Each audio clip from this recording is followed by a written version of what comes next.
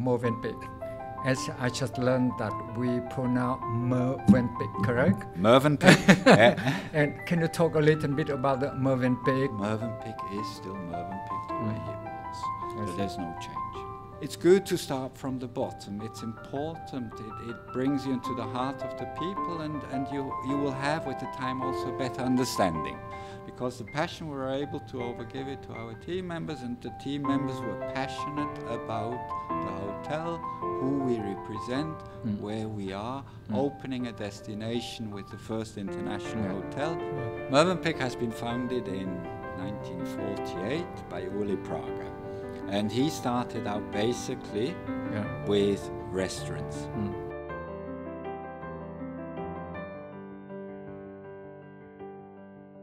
Hello everyone, welcome to the Hotelier Vietnam, the #1 podcast in the hospitality industry in Vietnam. I am very delighted to have our guest today, Nicolas, General Manager of Mövenpick Hà Nội Centre. Hello Nicolas, how are you guys doing today? Hello Khánh, wonderful having you. Thanks for the invitation. Doing well, thank you.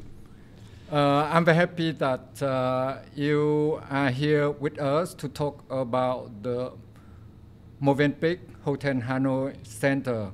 And today I would like you to share with our audience about the way you are doing here in the hotel after almost 2 years extensive renovation of the hotel. And you guys may know that Nicolas has been here in Vietnam and at Mövenpick Hotel for a number of years. So all his sharing is very useful and very interesting also. So Nicolas, can you tell us something about yourself, please? Well, myself, I was born in Switzerland. Went through the normal schooling, etc. But then entered with 17 into hospitality. Started out as an apprentice, chef's apprentice. This takes 3 years, so it's an apprenticeship where you work for 4 days a week in a hotel, and 1 day a week you go to school and you learn your trade. And I've done this since 1986, as I said. Then finalized my trade, got my trade license as a chef, and then moved along. Went out of Switzerland and worked as a chef, traveled around. I worked winter seasons, summer seasons, off to international, into different countries, traveled also, then came back five years later and started a hotel management school in Switzerland. I see. And from there on, this took another 3 years because as a chef or as already having a hospitality trade, they reduced the time of studies by a year. And once this finished, moved out again, and off I went into the big world and started out as a restaurant manager.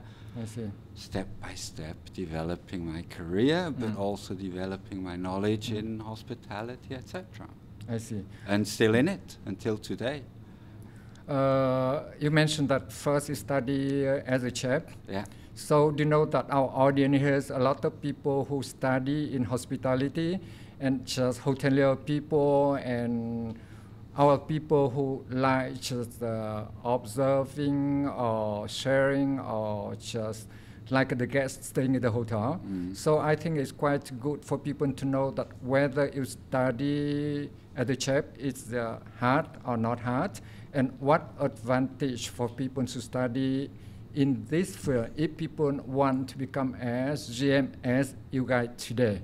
So I think it's been the best decision I've ever made to do an apprenticeship as a chef. It was enormously hard.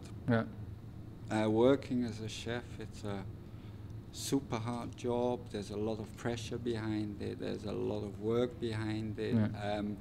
But it is very creative. And that's what I liked a lot. You can create, you do things where you can make pleasures to guests, right?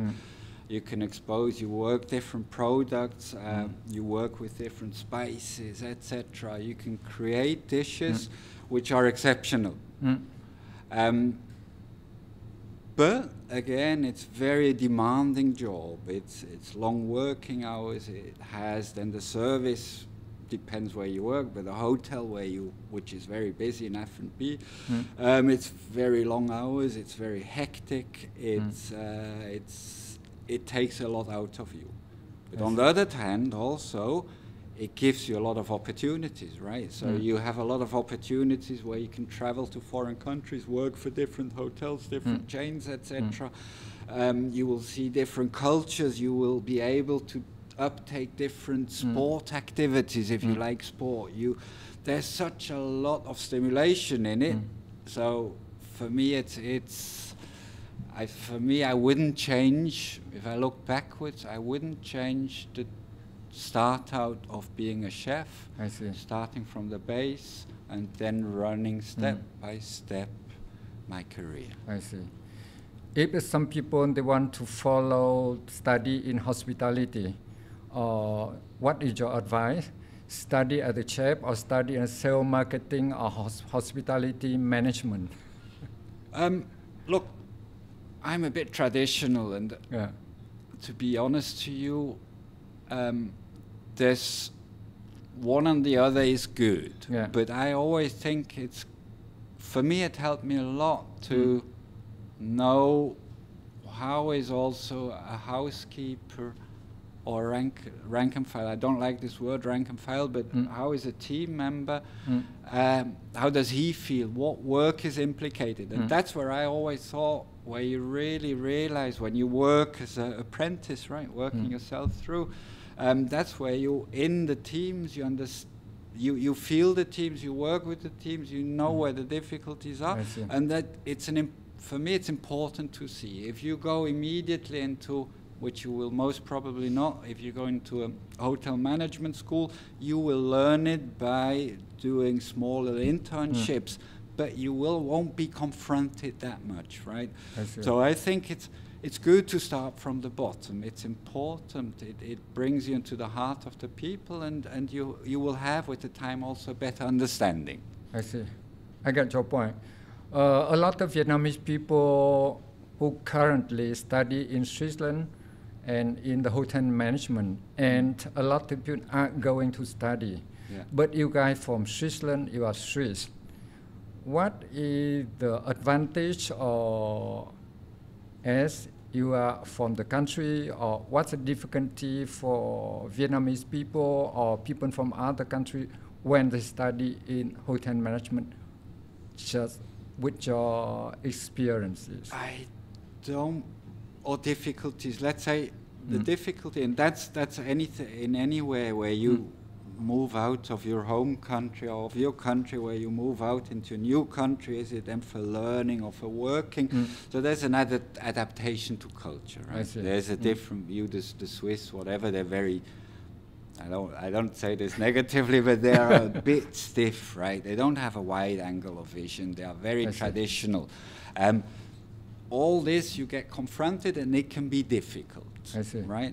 But nevertheless, if you see hotel schools nowadays, the hotel management schools, and also in the earlier days, they've always been a very mixed bunch of international audience or students, etc. So I think anyone who's going to an international hotel management school, he will meet people, is it from Asia, throughout from Europe, Americas, and it's a very dynamic ambient.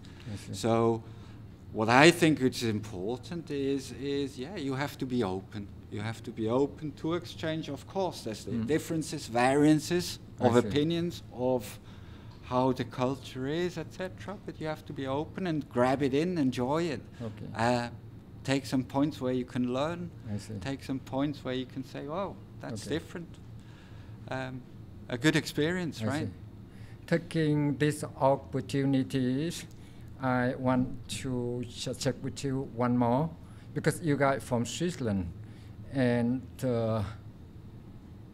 a lot of people want to study in hospitality in Switzerland. which college or school do you think is the good for people study in Switzerland? Here I'm not talking about badly about other, but you can advise people which one is good. No, I advise EHL is of course Lausanne is a world-known is a world-known management school for hospitality. It's a fantastic school. You have other ones which are very well known, remunerated, etc. I think what you need to see a bit in advance is what are you looking at? Where do you want to put your importance to start out in your field, right? Are you more on the F&B side? Do you want to go into sales or very strongly into sales and marketing, etc.? Or do you want to be an all-round, etc.? And there you have various different schools, right? I see. I don't want to say any school is better than the other. Of course, you have the elite schools like Lausanne, I've already mentioned, which are fantastic. And what is important, what you make out of it, of yourself, right? And then also the alumni which you build up, or the people which went to the schools and build up this relationship, which will help you then further with your where you're going, what you're doing, etc. I see. I also think in America there's a lot of good hotel management schools. It's a bit, what I would suggest is really read yourself in, see what the schools can offer and which fits well to what you actually would like to start out and develop towards too. I see. I believe that our Hotelier Vietnam channels a lot of parents, just people like you are and myself also follow and watch our channel, and they want to send their children to study. And can you tell us a little bit about the program? I was told that like just people to study in the hotel school, they can study for 6 months, and after 6 months they are sending to restaurant, to the hotel to work, to have a 6-month working experience in order to cover the fee and to gain experiences, and they come back to study in the school. Is it correct or not, or what is advantage of this program? As much as I recall, I went to the hotel management school in 1994, so that's quite a bit of time ago. But the curriculum was, you do first, so I was, as a chef, I already had my background, so I didn't have to do the kitchen part or the F&B part. So I went immediately then into front office, sales and marketing, etc., which you already have since the beginning. But then, as you said, after 6 months, you go into an internship, and that's where you actually get a bit your practical base also. And once this is over, then you go back for another 6 months of studying, etc., etc.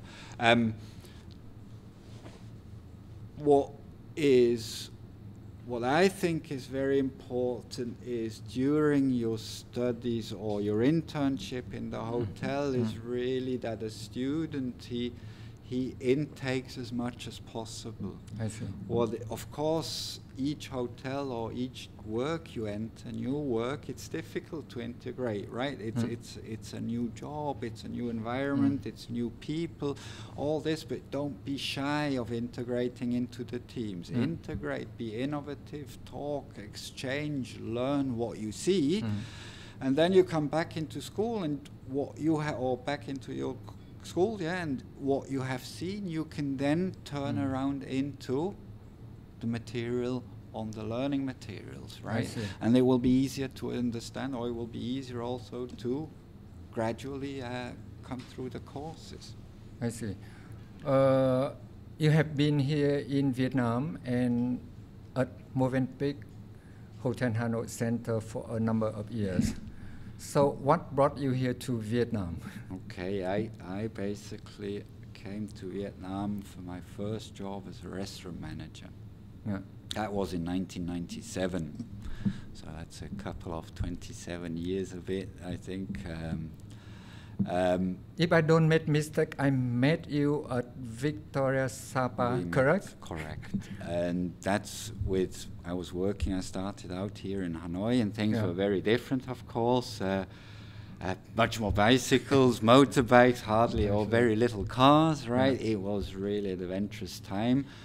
Working for this Swiss guy, which opened a Swiss restaurant here in next to the Daewoo Hotel, and I was running this. I see. Then, of course, with our guests, I met Claude Ballon, which you know very well, the GM of the... Our mutual friend. Exactly, our mutual friend, who was the general manager of the Victoria, which was in pre-opening stages, and he approached me if I'm interested to do chef food and F&B. And I uptook this adventure with pleasure, because restaurants, I was brought up in hotels. My apprenticeship was in a 5-star hotels. Ran then as a chef through several 5-star hotels all over.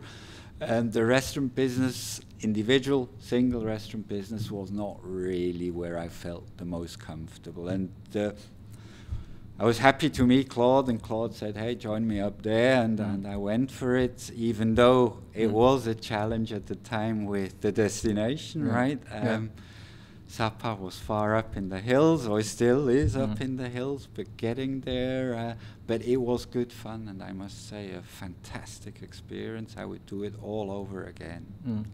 Even at beginning of opening Victoria Sapa, it was quite hard on earth, no, but I'm very impressed with the way Claude and you guys doing. And I must say that at the time, the Victoria Sapa was the best resort in Sapa, in terms of the quality of services, in terms of the quality of the food. How you guys can face and overcome difficulties at the beginning of setting up the resort and make it the best one in Sapa? Well, there were a lot of challenges. First of all, from team members, finding the right team members. And the aim was, since the beginning, is having our head of departments, which came from Hanoi mostly, from international hotels background.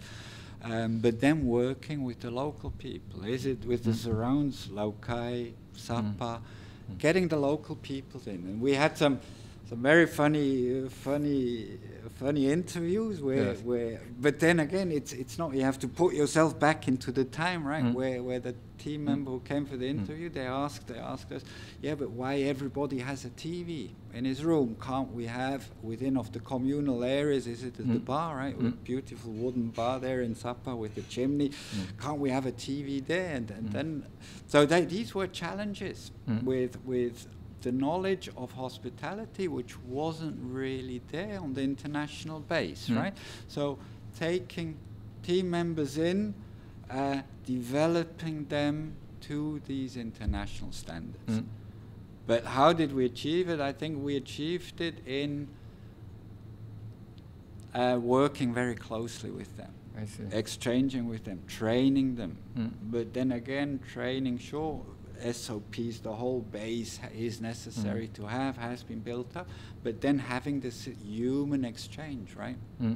Chefs likewise. Vietnamese chefs or chefs which didn't have a background as a chef, you intook them and you trained them on international dishes. So it was challenging but fun and just full of passion.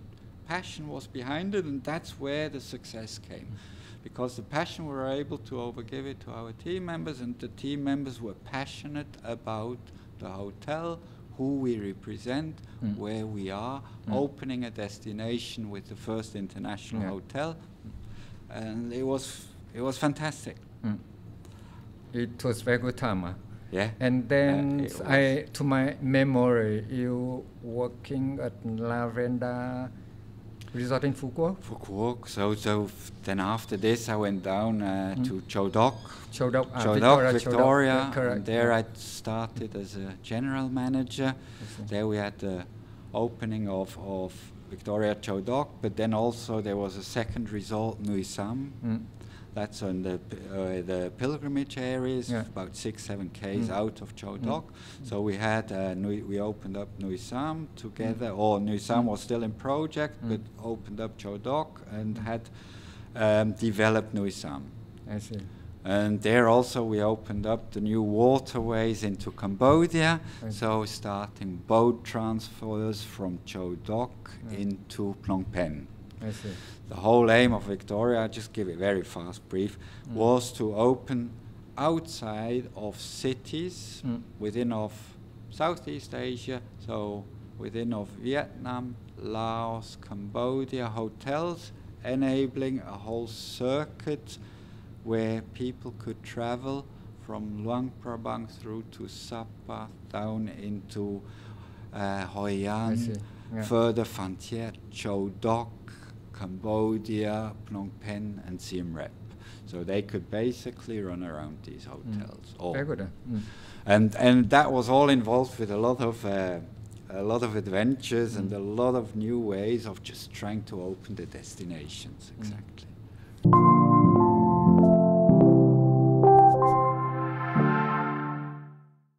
I still remember also I stayed at Victoria in Siem Reap and in Luang Prabang also. Luang Prabang, yeah, exactly. All of the properties was in very good shape and good services and quality. But when you from Sapa move to Cho Doc, and people from the north and from the south, whether they're the same, the way of working or difficult, what is? Oh, sure, there are variances, but that comes then again a bit backwards what I said about moving into another country, right? There are variances, and that's where you have to adapt. I think where everybody has to adapt and try to find out how can we work with the way humans are a bit ticking, right? What is the main importance that we can get to the strategy or finalize our strategies we want to achieve, etc. And that's with human beings. That's the importance. Work with the human together and try to adapt and also try to give and show something new, and that's how you get forward. So for me, working in the south, working in the north and in the south, there's various ways or various adaptations, but it's all, if you don't adapt, then it's difficult. I see. If you can adapt and balance it, things will, and here in Vietnam, gradually, everything will work out, right? I see. I think that's the beauty about this country. At the end of the day, everything will work out. I think so. How you just start joining ACO? Then I joined, after Cho Doc, I went back up for another session with the Victoria as a GM. Then I left Victoria and went for the opening in Hue, La Résidence. Nice property, Beautiful property, a property with a lot of history. Yeah. So going backwards into the 40s, with the French which were here, a beautiful hotel on the history, a nice adaptation and renovation of the hotel, old and new, fantastic property, and that's where ACO actually picked up with the owners, Mr. Merlin at the time, which was working with partners, Hue partners, and that's how I entered ACO. I see. Exactly. How it can make La Résidence Hue An the best one in Hue at the time? Sorry? The best one, huh? Yes, definitely. How we can make it? How you look, if you, it's really something. If you're in Hue, in Hue, and but in Hue there are many hotels. There are many hotels, also. but if you have time, go and visit La Résidence. It's really, it brings you backwards to another journey. I stayed there before. Exactly. It brings you, and that's also from one of the interior design, you know. Is it the old building which was the governor's residence at the time, then with the new building, but everything was adaptive on interior design on Art Deco. So going really into the 40s, 50s era. And and pulling out this history of the governor, etc., that really made this hotel, the surrounds of it, right on the river, the calmness in the surrounds, made it an exceptional hotel. And this is all visible. It's all visible, and when you walk in, there's a feel when you walk in. It's the same a bit when you walk into the, or it's the same when you walk into the Metropole. Sofitel Metropole, there's a history behind it, and likewise with La Résidence, there's something, a history behind it which is catching. Then you moved to Hanoi to join Mövenpick Hà Nội. No, then I went to Phuket. Phuket, yeah. Did a short stint in Hoi An, and then went to Phuket. From Phuket, then up to Hoi An, then down to Saigon.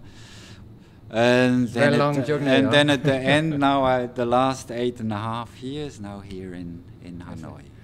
I'm very curious to know how you guys, the hotel doing quite a good job here in Hanoi. Yeah. Why you close for renovation, and to my understanding, it took almost 2 years for renovation. Can you share your experiences, how you guys doing renovation here? And then after then, what the new concept of Mövenpick in Hanoi, blah, blah, blah. Yeah, okay. That's a long story. We basically, the Mövenpick Hotel was previously was built in 1996, and it was built by Goldman Hotels, which is a Malaysian company, and Mövenpick came in 2008. So they did a front of the house renovation, which was taking, I think it took about 8-9 months, and in 2008 Mövenpick opened up and overtook the hotel, and ran it through.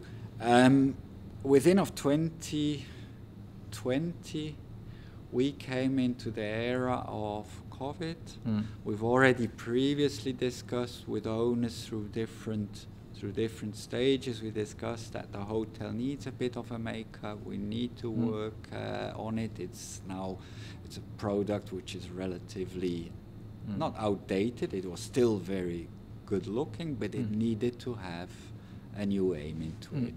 And with COVID coming up in February 2020, in May, Mrs. Hua, our owner's representative, approached us. Things were slowing down strongly, and she approached us and she said we should now start to work into overthinking a renovation.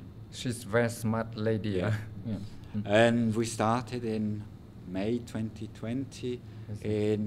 We're starting to look at, with architects, feasibility studies, etc., and work through the entire COVID period on developing the entire renovation program for the hotel. I see. We finally then closed in May 2022. I see. Starting, so emptying the entire hotel.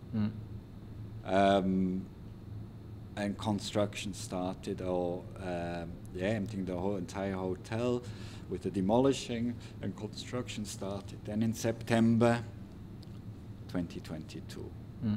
And we reopened in January 24, so we had an entire renovation period of 18 months. I see. For renovation process, and a lot of things get involved, and also a lot of pressure. Is there any difficulties or hard work with owner or with architecture designer or? Yeah, the good fun about this project was we were as a team were strongly involved in the whole development. I see. So basically what we have created here with our partners, architects, with concept development, etc. All this was really a good teamwork. We sat together with the with the hotel team, myself very strongly also, together with the owner side, together with our partners. And that's how we got to be able, I think, into a very successful way of integrating. Our aim was to do a renovation where we can optimize space. I see. But also bring in a new contemporary feel, younger feel into the hotel itself. We can talk about the new concept a little bit later, but during the renovation time, that means the hotel closed. How about the employee hotel staff? Where were they, or did they work, or is there any benefit or whatever you taking care of employee or not? So basically after COVID we had a very small number of staff because during these 2 years of hard times we had to really, the manpower was reduced, and we were about on 90 team members. And we were lucky, being a member of Marcor, that we have sister hotels which are spread around here in Hanoi, and we were able to transfer or to move them to other hotels. I see.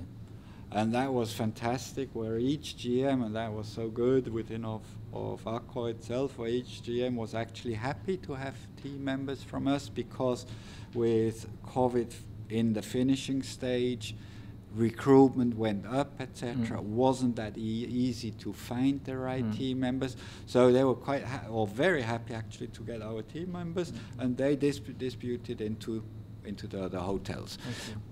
Ourselves, the people who stayed back, we kept back our head of departments together with their assistants, and they needed support of a secretary, etc., and they stayed back. So the management team stayed back. We also kept, and we started really running on this whole renovation program, development of the hotel and its features. How come that you guys just after renovation just get the full team back to work in Mövenpick today in the quite a successful way? It has been successful. We had our struggles too, but of course, I think it was very successful. I think the success was there is that the team members which went to work at other hotels, they came back again. And they had a fantastic support and also already good knowledge on hospitality, right? I see. I also think our head of departments, assistant, supervisors, they did a fantastic, really an extraordinary job on training the team members, of developing their team members, and helping to set up and finalize and open up the hotel again. I see. As usual, it was very tight, but everybody pulled on it. Everybody was with us. They were enthusiastic, and we were able to pull this through. I see. So now the time you can talk about the new concept of Mövenpick Hotel in Hanoi, and also just people want to know also just some idea concept of Mövenpick in general, and also can you share with us, please? All right. Look, we've concept to just summarize this very briefly. So we did a lot actually. First, with the whole MEP system changed, right? So MEP went from ground floor up onto top roof. We changed offices from ground floor to the 3rd floor. I see. We added new spaces, so we took offices out, also laundry, we minimized laundry capacities, extended meeting room facilities, added new swimming pool, added new executive lounge, added new F&B outlets, etc. So it was actually a very extensive program we did. The concept of what we wanted to create, which I mentioned before, is really a contemporary, younger feel. Adapt to the new generations, but not forgetting the generation, the older generation, but trying to balance it and bring new concepts in. And that's what we did within of interior design. Within our food and beverage concepts, we worked together with Purple Asia, again, a colleague which has been in the industry since 25 years. And we sat together and we really wanted to bring in, we first evaluated a bit what is Vietnam all about in food and beverage, right? Yeah. And we evaluated what is Hanoi about, what is existing, what is not existing. And we wanted to bring in concepts which don't exist, but also understand the culture, what is Hanoi about, what is here. And that's where we looked at it and we said, look, Hanoi has such a dual culture exchange, right? Is it from the French history, etc., whatever. So we said, why don't we try to bring this also into our food and beverage outlets? And that's where we created these two new outlets, which are called Omacanis. That's a Portuguese Macau fusion. And we got in Miami, the Cabana Club, which is on the 4th floor with pool, and then on top on the 5th floor another open space where we have open-fired, wood-fired grill. I see. So we brought in Miami Beach. These two are all combined with dual culture.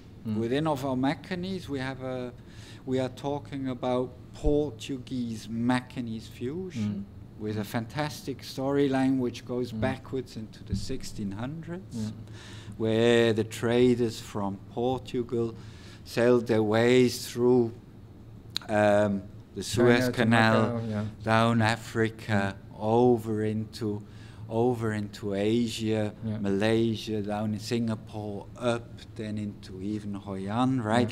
Then into Macau. And during these sailing times, they were of course also trading herbs, trading spices, trading etc., trading what they had on the boat.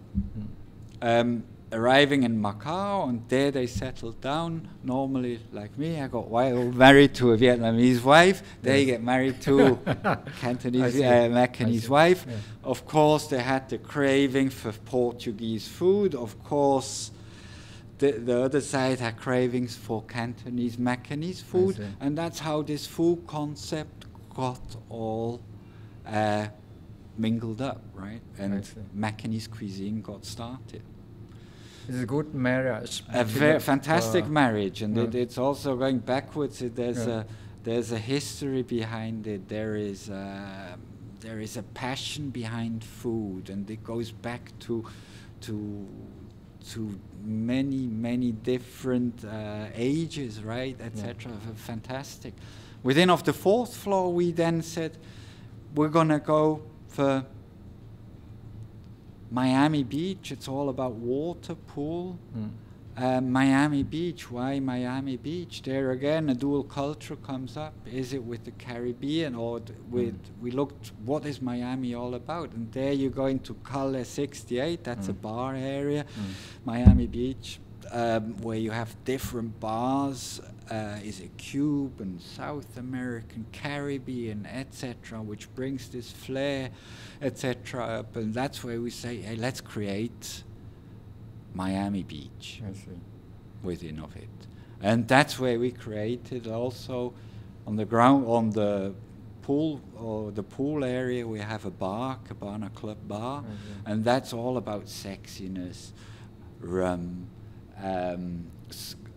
Cigar smoke. It's highlighted with colors, with etc. And it's good fun. It's really a good fun concept. On the top mezzanine we haven't opened, but we're opening very soon. Our open Cabana Club mezzanine, where we're going to have wood-fired products. And this goes all around again. Galle 68, South American, Central American, American, Caribbean, barbecued fusion. Big pieces of meats, rub, 6 different rubs, so rubs, herbs, spices from these areas, flavors, everything smoked, grilled, onto a platter, on a sharing base, enjoying life, sitting together with friends, having a good time. And that's what we wanted to create.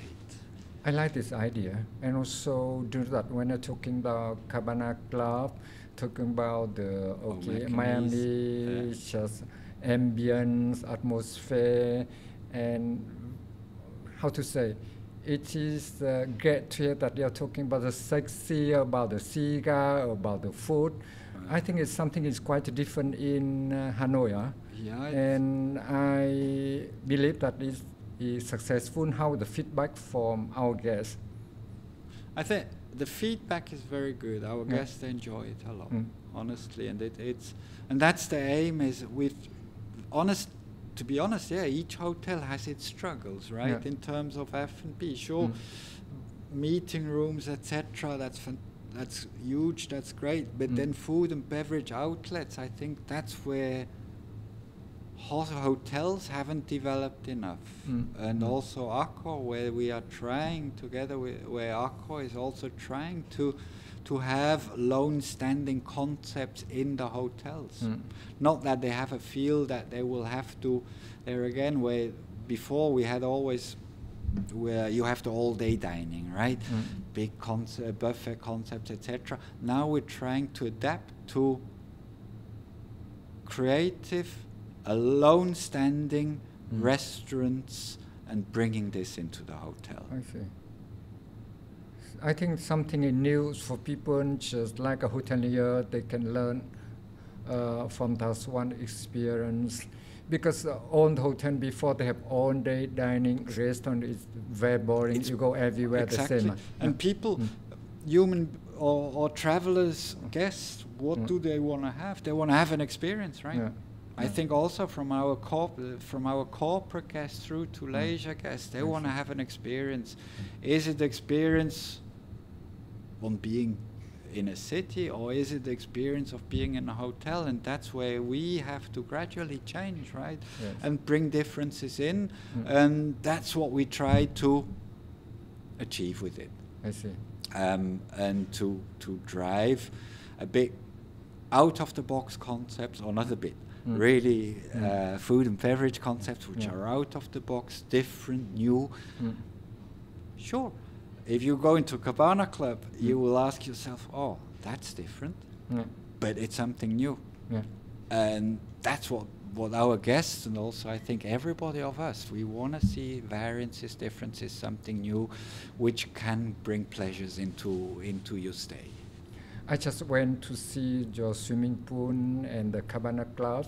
I think that if they see that one, and a lot the people will come here, they will enjoy and they like the ambience, the way you guys setting up. But talking about the old mechanics, just talking about the concept of the Cantonese and Portuguese food combination, where the local people they like it, or the guests stay in the hotel here they like it, or what they are talking about. I think we have very good feedback from the local guests, and that's what we also want to bring in, or what we want to have is it's not only about our hotel guests. Our aim is also to integrate the community with our residents, and within of O'Mackenny's and Cabana Club, that's really what we want to also attract, is that the community comes in, meets the residents and shares the spaces together. And but if we go, there's always, the community feels a little bit, going into a hotel, you have to go through the lobby, etc. It's uncomfortable, whereas when you go directly into a restaurant somewhere, you just go in, that's it. And that's this ease we wanted to bring into with out-of-the-box concept, young concept, the ease that it's, I enjoy going into this hotel. It's an easy approach. It's an easy, I don't get looked at if I come in shorts and I go for dining, right? You can go for it. And that's what we wanted to create in general. It's open for lunch and dinner also, or lunch, just for dinner? No. So O'Mackenny's is open for lunch and dinner. I see. Cabana Club Bar opens at 9 o'clock in the morning through to late in the evening. But the mezzanine we're going to open from 5 to 11 o'clock during Monday through to Friday. But then Saturday, Sundays, we're going to open it the whole day through. I see. Exactly. One of the outlet here I like. Do you know what it is? No. It is Lounge 83. 83. It's very convenient, and I try. You guys have quite a good selection of tea and the chocolate. It is a highlight or signature of the lounge. Or Lounge 83 is also something which we completely turned around. So the space stayed the same. Before it was a lounge, a bit like the executive lounge, so no bar available. So we ripped this all out and we added in a bar. Same idea, bringing in the community, try to bring in the community, mingle with the residents, have a good time, share with friends, etc. And you're talking about chocolate, yes, chocolate, Swiss company, or Swiss history, Swiss background. Now I remember why you guys have very good selection of the chocolate here. Very important because we have, within Mövenpick hotels, we have a chocolate hour. I see. That's from 5 o'clock through to 6 o'clock every day, which is set up a small little buffet with varieties of chocolates, free of charge for our guests, but also people which are at the Lounge 83 at the moment, etc. Free of charge, just experiencing or something else. Again, chocolates, we're very proud about our chocolates. Our chocolates are homemade, so sure, the base chocolate is imported, but then our chocolate creations, everything's homemade, nothing is bought in, and it's fun. And our guests, is it our community guests or is it our in-residence guests? They love it to bits. It's always a highlight of the day. Most of people like a Swiss chocolate very much, and you mentioned that it's free for the guests.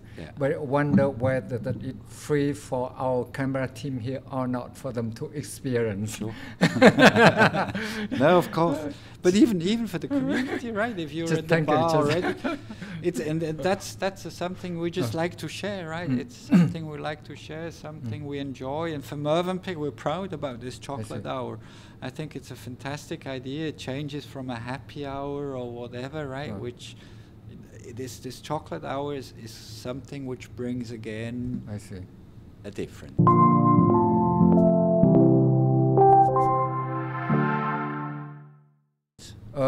We are talking about Mövenpick. As I just learned that we pronounce Mövenpick, correct? Mövenpick, yeah. And can you talk a little bit about the Mövenpick, when the hotel group opened, or which hotel opened, if you remember?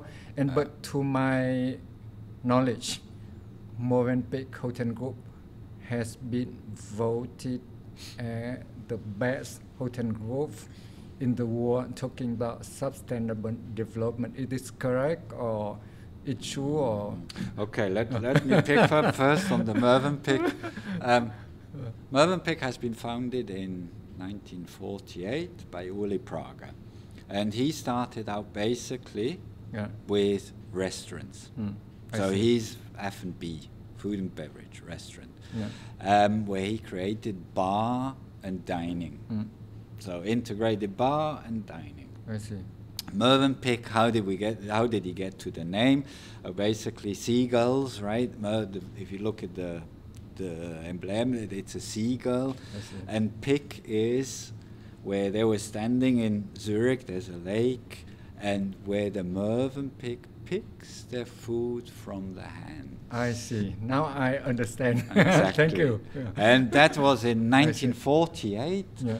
73 was the 2 first hotels. So he gradually opened up more and more restaurants. I see. It was a big thing in Switzerland, Mövenpick restaurants, Mövenpick restaurants. And then gradually he got into hospitality. In 1973 he opened up the first 2 hotels in Zurich. I see. 76, the first hotel in the Middle East. And that's how this all developed. You have very good memory. Huh? Yeah, that's why I scratched a bit up here. No, but it's an interesting, someone again starting out in food and beverage, coming into hospitality, and gradually, building up this hotel chain at the time. Sustainability, I think sustainability, and that's for Accor and all operators, and even for, I think for corporate business. No, I don't think for corporate business, sustainability is enormously important. Yeah. I mean, we can, I don't want to be too negative, but we can see a bit the way, the conditions here in Hanoi, right? Our CO levels are far too high, etc., where we have a lot of pollution. It is time that the human being, or that we start to really act on it. And that's what Accor, together with each hotel, we're really initiating. We have sustainability. Is it from single-use or eliminating single-use plastic through to food waste, right?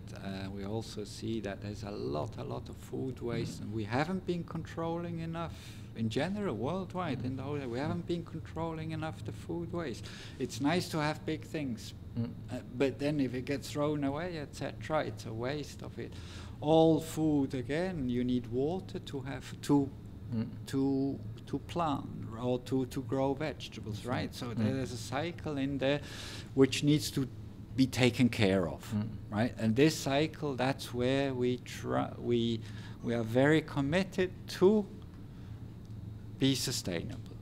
And also international companies which visit hotels nowadays as corporate clients, they want to change the world.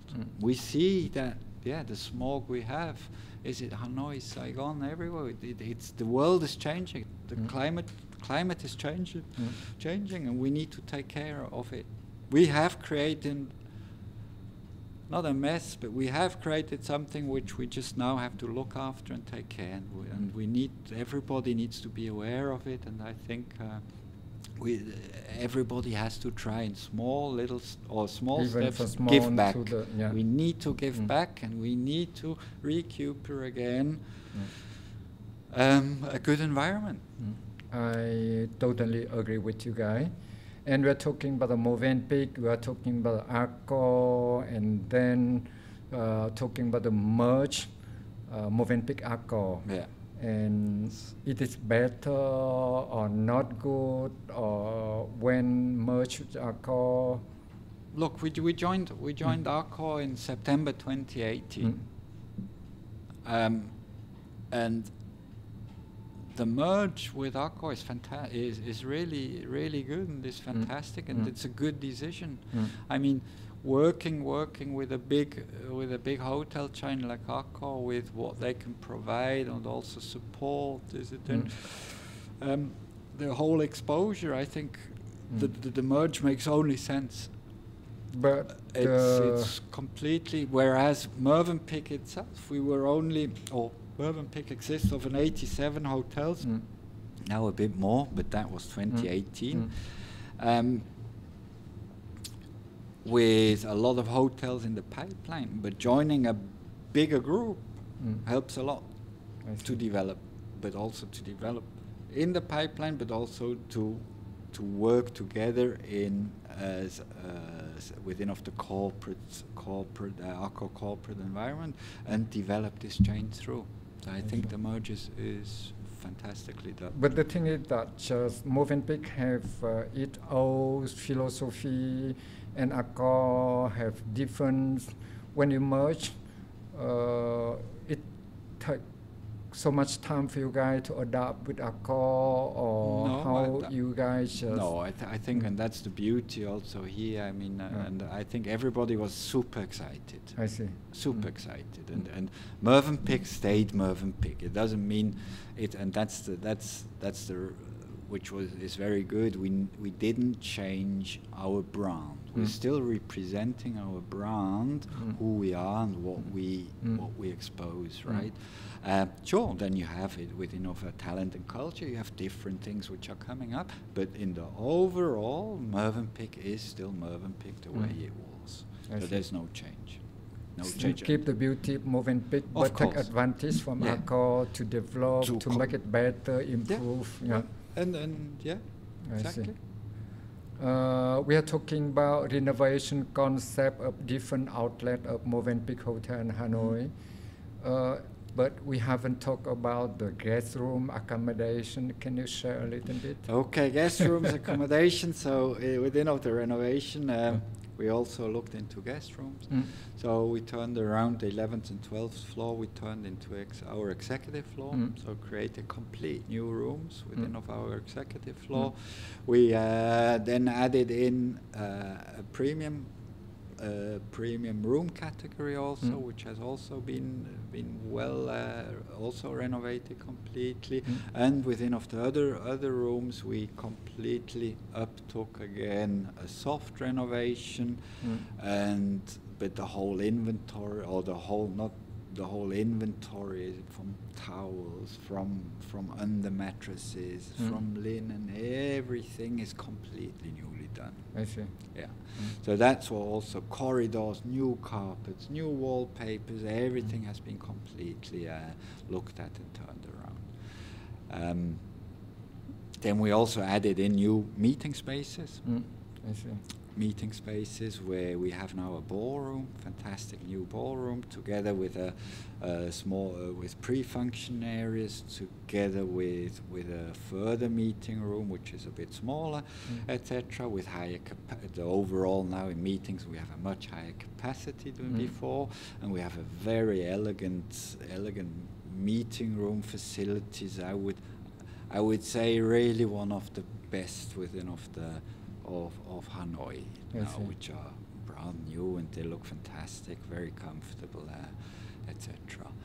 We also back of the house then added, new kitchen facilities. You can see it here, sitting in the executive lounge. So we have new kitchen facilities, new back of the house facilities. We reduced.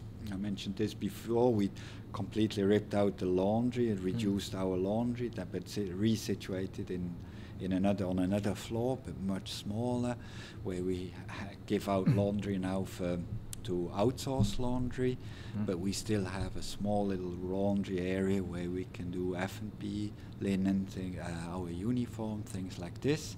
But the big bulk, what is rooms, is outsourced, etc. And that's how we created space in here. And additional opportunities of creating revenues, of course. I see. Right. You have gone an extensive renovations. Yeah. And just, if it's not secret, how much you guys spend for renovation, or?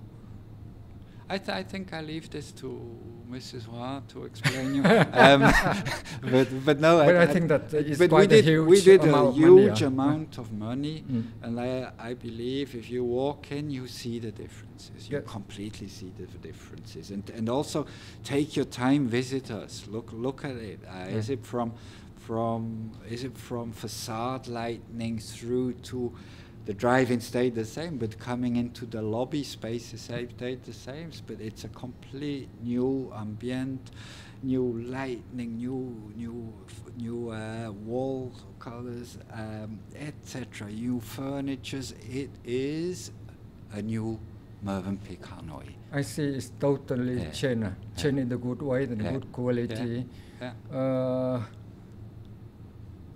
Mövenpick is one of the 5-star hotels in Hanoi. Yeah. And nowadays in Hanoi, there are also a lot of 5-star hotels. how you can tell the people stay the Mövenpick instead of staying other 5 hotels in Hanoi? Look, for me, there's for everybody something here. Yeah. And that was also within of the discussions where we created concepts, where we looked at feasibilities. We wanted to have a mix of a lifestyle, bring lifestyle in it, but also don't lose our corporate approach, right? I see. Mm. And this mix we really brought in, from the elegance through to the concepts we have done, through the interior design features, etc. So for our leisure or corporate guests, there's really in each single corner there's something which fits them. Just for instance, you come back from work, right? You had a rough day.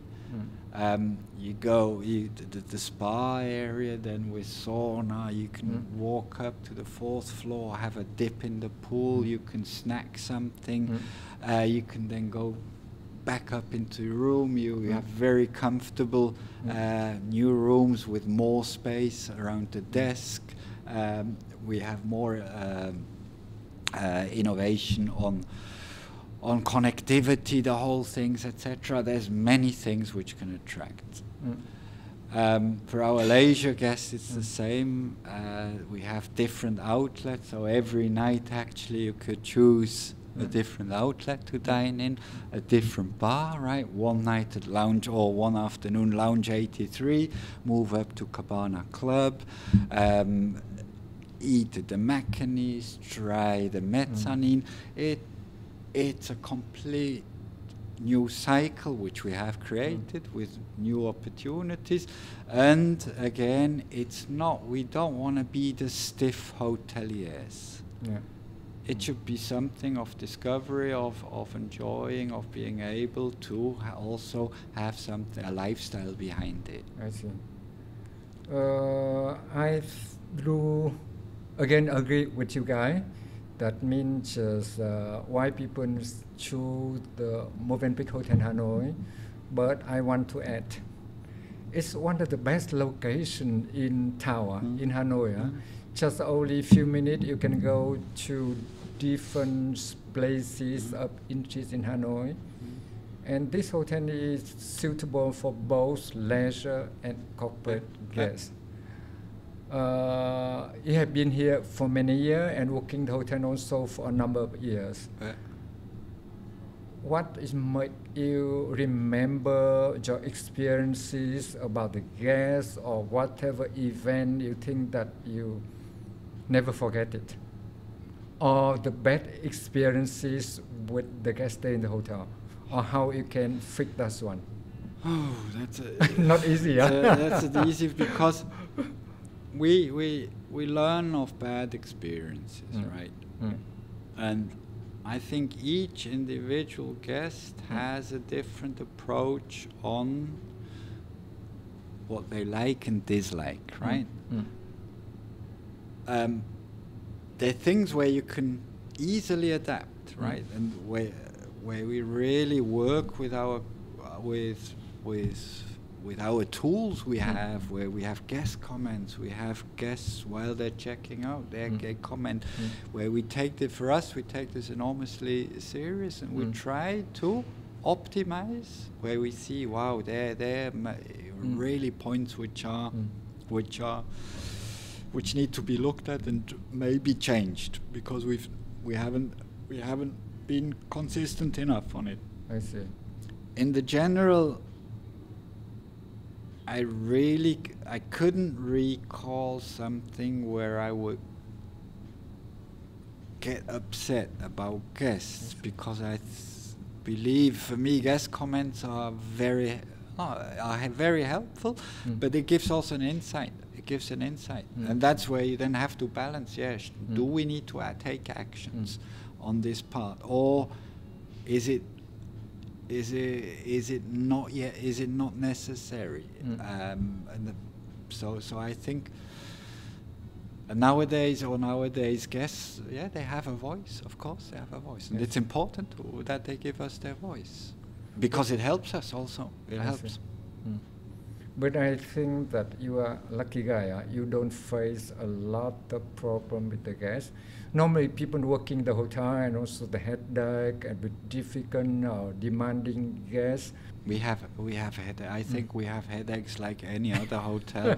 We are not different from anyone, not at all. I think we have the same issues and problem solvings. We have to proceed, but it doesn't really to recall. I couldn't recall something where I would say, oh, that's life memory. No problem. It goes on, okay. and I think there were times which were super difficult. This is during COVID where we had to react. I see. And that's how I see it. We react onto statements which are given or points which are given. We try to react, and we really try to evaluate it, and we try to rectify it.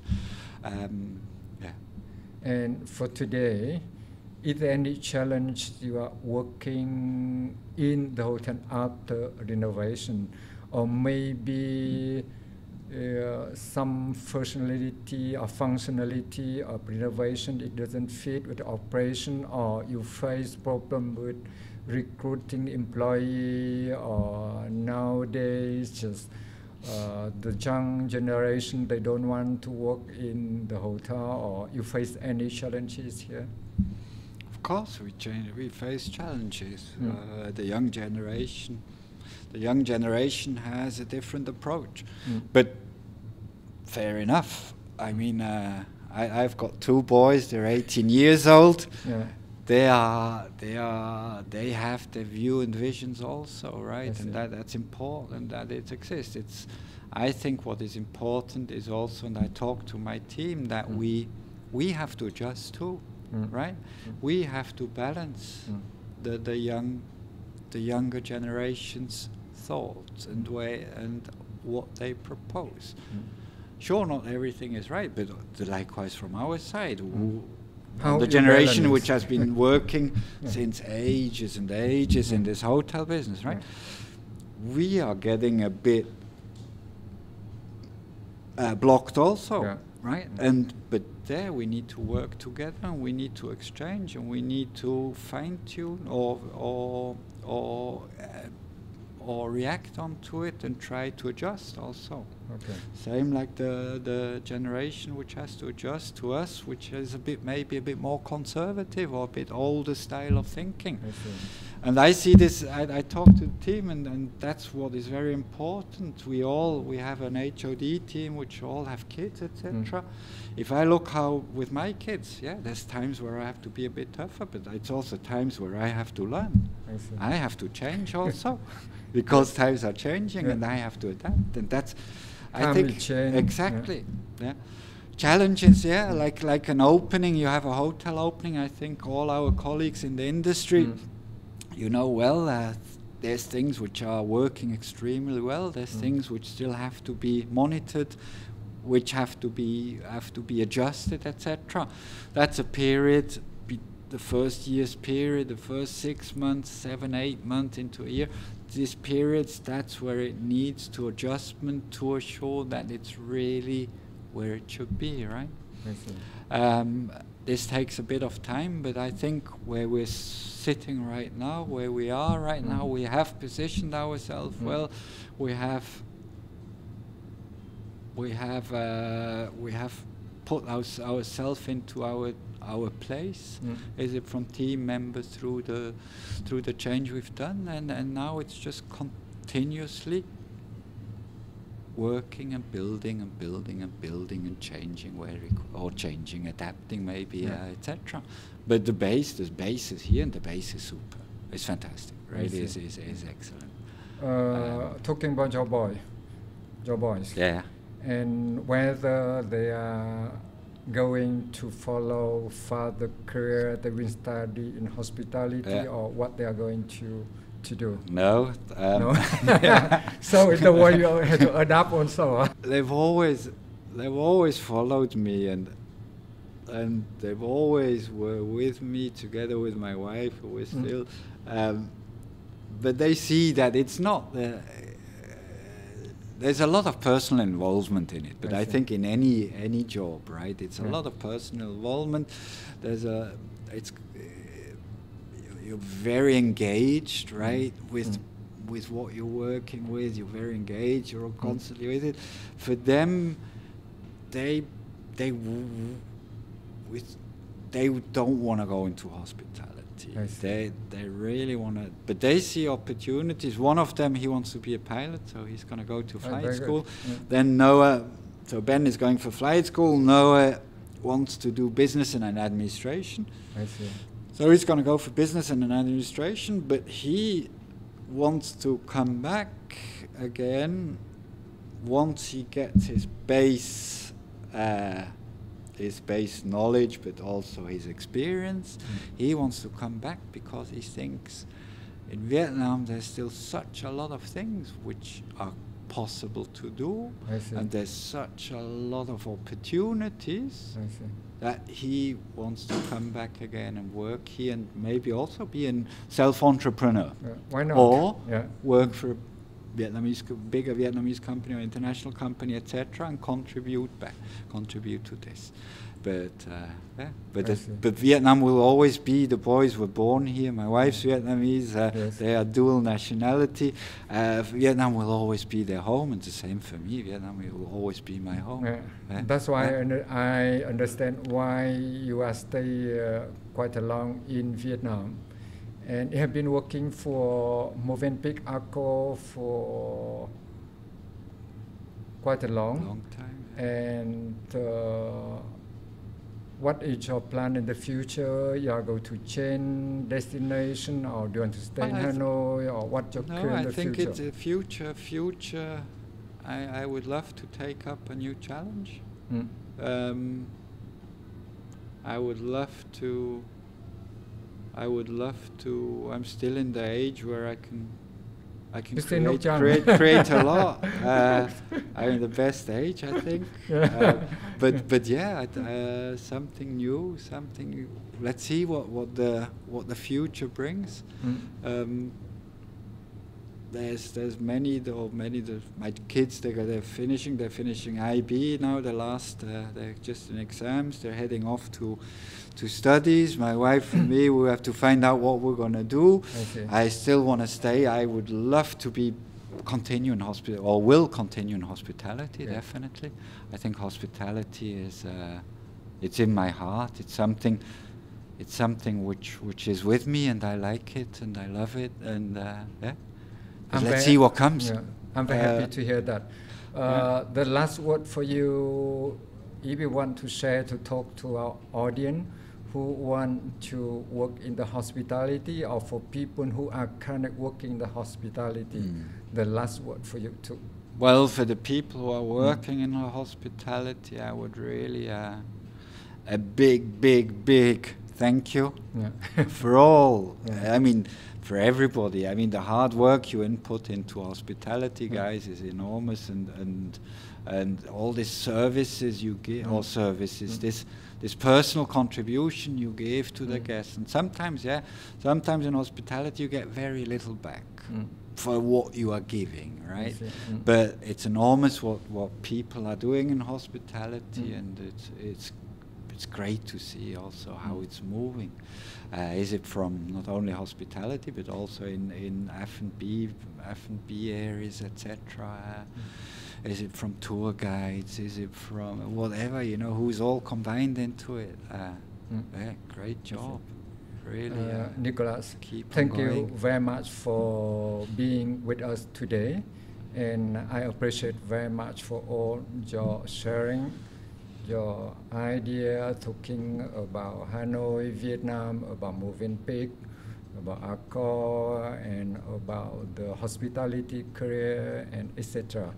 So thank you again, and for audience, thank you very much for watching us, and I hope that you guys enjoy our episode, and if you really like it, please put the likes on the bottle and share with the people. And please do not forget to follow our other episode in the future. And thank you very much. Thank you very much for inviting me, and really a pleasure to have you and your team here. Thanks a lot. Thank you. Thank you.